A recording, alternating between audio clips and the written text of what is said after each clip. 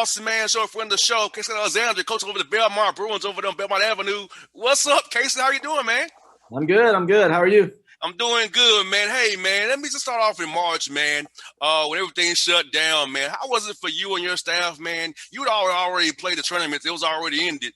But how was it when you found out that, it was all over?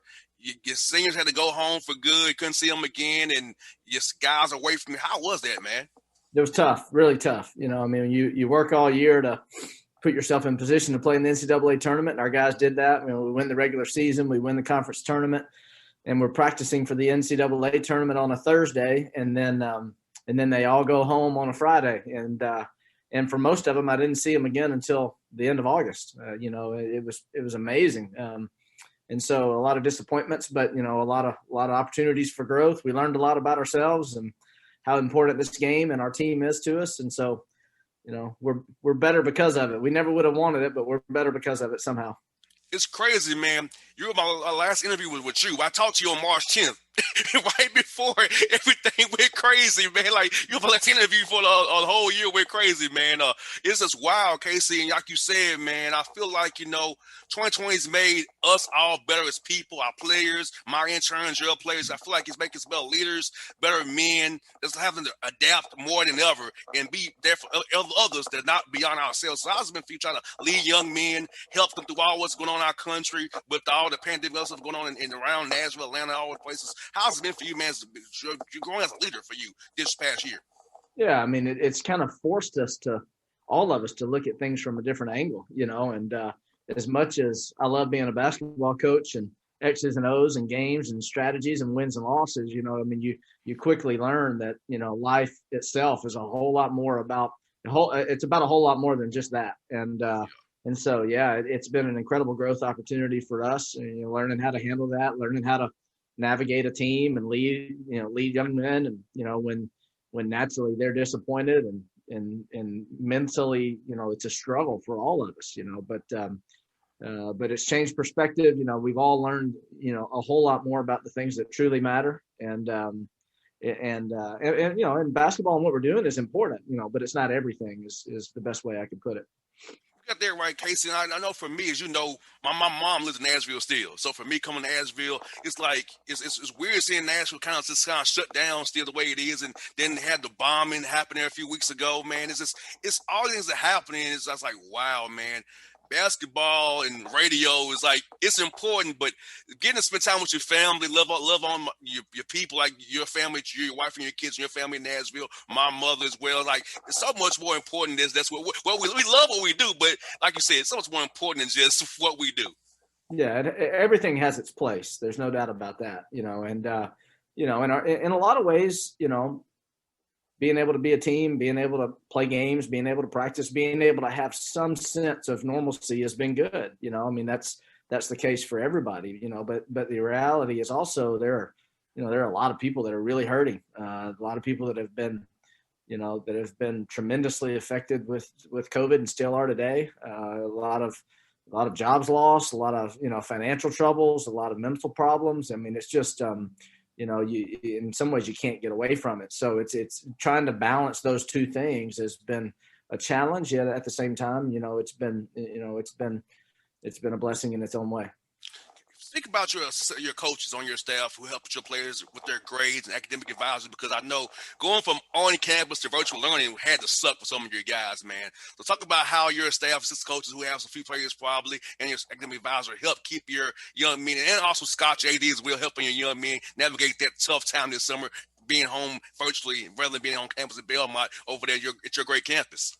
Yeah, I think at first, they were probably excited. They're like, yeah, I don't have to go to class. I can do this from my room, and I don't even have to brush my teeth if I don't want to. I can just handle it this way. But we all, I think that's one thing we've all learned is just how much we value community and living in a community and with other people and interaction with other people. And so that's taken its toll for sure. And then it becomes a matter of self-discipline. Hey, are the guys going to get up and do what they're supposed to do? Can they be trusted in some ways to handle their business with maturity and discipline that it takes to be a student athlete virtually? Fortunately for us, we've got those kinds of players, and I mean, our team GPA has been over a 3.0 for 20 straight years, so we don't have to motivate them too much. Certainly we have to keep a finger on them and monitor them and make sure they have the resources they need. But I give our players a lot of credit for just taking care of business as usual. In case you guys have won 16 games in a weird year, man, with a lot of things going on, man. So just talk about testament to your guys, man, how you persevered through all the negativity around you guys, but still fought through it and won 16 games, 10 in a row. You got one out against Austin, Peter Knight up at Clarksville against Matt Figure and those guys. We'll talk about that in a little minute, but talk about how you guys have persevered all year long, winning all these games, when some teams haven't played games or canceled the whole year. You guys have played 17 already and playing at a high level as well. Yeah, we've been lucky in that sense. We really had our battles, our most difficult battles. We didn't start our preseason stuff until September. Oh, wow. Literally from March until September, we didn't even have our players on campus. And then from September until the second week of December, we had more quarantine and contact tracing and isolation than we did practice. I mean, we just had very little to almost no preseason work. And so it was dicey. We didn't know how in the world we were going to have a season, and then, so we played our first 4 games with only 9 players. We played our next 4 or 5, with guys just coming back, for the first time. But since that time, we've been really lucky. And so, and there's no doubt that, the last 6 weeks where we've had our whole team available to practice and play, there's no doubt that that's a big reason why we've had the success that we've had. Other teams have not been so fortunate. They may have had a better summer or a better preseason, but now they're having to deal with it now, so, and it's just going to come and go. I mean, we're foolish to think that it's going to be smooth sailing from here on, but we'll do what we can. And thankfully, the OVC is more of a bus league. You don't have to really get on a plane. So that helps, too. You can kind of be in your bubble, get on your bus, go to the game, and come back. Like this with Austin, Peanut, and Murray. That's a bus and back for you guys. You don't have to get on a plane or be in a hotel. So talk about how your league and how it's spread out helps you as well control COVID and containing as well. Yeah, it makes it so much easier, especially for us because we're centrally located within our league. We opened our season in Washington, D.C. because we chose to. We actually bused there. But that's the only hotel we stayed in is November 25th and 26th and 27th. Everything else has been same day trips and bus trips. And we have one trip to Eastern Illinois that's next week, where we'll have 3 nights in a hotel. And then we have Eastern Kentucky and Morehead State later in the season where we'll have a couple of nights in a hotel. And that's really it for our league. So it makes it a lot easier, a lot easier, a lot less risk in the OVC because it's, you're confined to just really your team and a bus and a game. Yeah, because I know some conferences are playing those back-to-back games, which I know probably would kill your kids' legs because I'm seeing it right now. That second night is dicey, whether you win or lose, because guys don't quite have the recovery time. At least with your guys, simple schedule, you know what it's going to be Monday, Tuesday, Wednesday, travel if it's a game, or Thursday if it's home. So I feel like your league is perfect right now for this COVID thing, which is not too far away. Me and Nashville, great area to be in and be safe and keep your guys healthy because knowing what you've dealt with September to December. Keeping it knowing you really want to be good in March when it's that time of the year. Yeah, there's no doubt about it. Our league, all of our league games are Thursday and Saturday, and like many other leagues, we talked about other options. What would be the best way to handle this? But I think when it came right down to it, we the OVC offices and ADs and so forth. I mean, they felt like, you know what, we can proceed business as usual. We can keep our schedule. We added 2 conference games. That's one thing that we did. We just added 2 conference games to better assure that we would be able to get games in. But at the same time, no other schedules were altered. And, it's just, we play on Thursdays and Saturdays and have at it. Talk about how key your AD was helping you guys, supporting you through all this time, because some schools don't have the support like a Scott Corley is to have your back the way he does, man. So about shout out to him for how he's done for your team and how you really helps you guys stay on task. We went through a tough time early in 2020 there. Yeah, I mean, if people had any idea how much time that athletic directors and staff have put in to making this season a possibility, they would be totally blown away. I mean, those guys, our trainer, Scott Corley and his staff, I mean, they're COVID experts. They've had to navigate fundraising and game management and everything else that normally comes with their job, along with being COVID experts and Oh yeah. contact and testing and everything else. And there's no chance that we could be playing games if they hadn't done all the work and are still doing all the work to make it possible. And the elephant in the room, in cases you and I both know this, that you're going to need the money because the NCAA tournament pays for the non-revenue sports for all the teams. Men's basketball raises the most money for college athletics all around. So we need that tournament to happen to get that money for all the non-revenue sports that Belmont and other schools have that need this. Since you all couldn't go out and play guaranteed games and make the money you usually would make to help the general budget. So you need that tournament to cover everything so people can have jobs, not get laid off. So many layers to it. People don't really realize that you and I realize.